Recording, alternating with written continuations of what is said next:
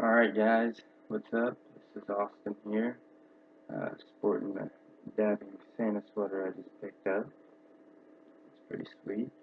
We're going to be talking today about how to win in Draftkings. Now, one of the first things that I don't think people do, especially for NBA, which is what I'm really playing right now, is they don't do enough research.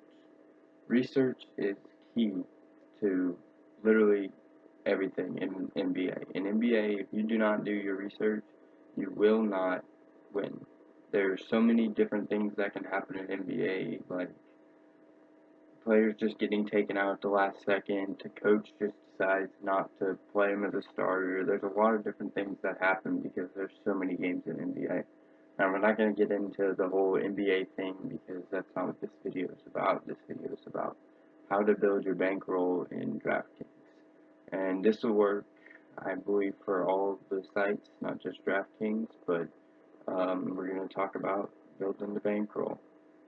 This video really pertains to people who, I guess you can say that are starting from a little bit of money. If you have a lot of money, you can start with um, as much money as you want to play with. But what I like to do is, when I first started, was I started with 25-cent contests. And what I would do is I would try and make 40, 40, maybe 50 lineups in a 25-cent contest, and I would only put up 10 bucks.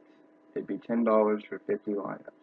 And when you use 50 lineups, you can really master how to make a lineup, especially for NBA and NFL is really one of the best ones when you can use 50 lineups because you could use one quarterback and stack with the receiver and then just sort through all the different lineups with that stack, and then you could hit big with that. But the only thing about 25-cent ones is that the payout for like a first place is like never that big.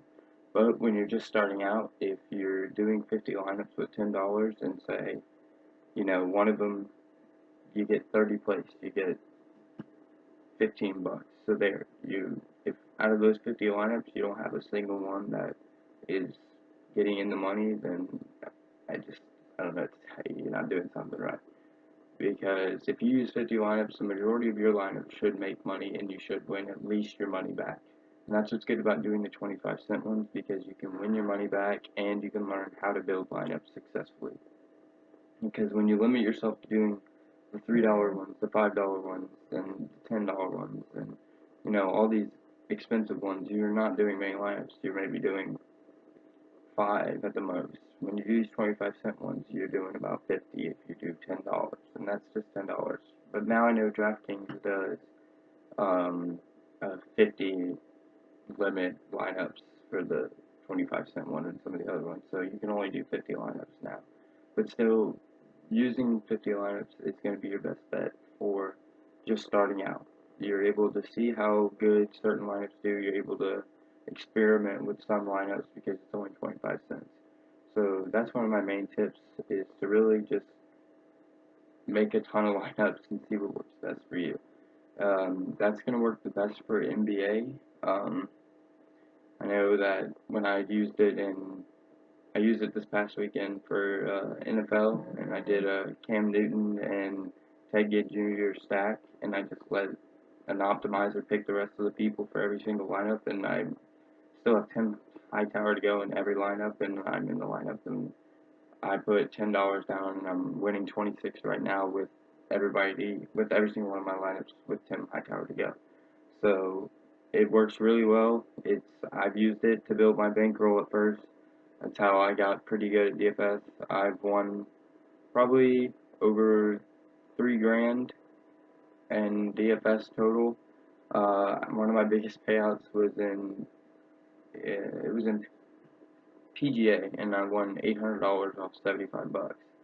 So that was just luck of the draw. Last minute, my friend asked me to play in the same contest as him, so I have to say thanks to him for that, because I would have never played in that tournament had he not said something. So thanks to him again. But yeah, like I said, if you're just trying to build your bankroll and try to understand DFS, the best way possible is just to do those 25-cent contests and make as many lineups as you can and experiment a lot.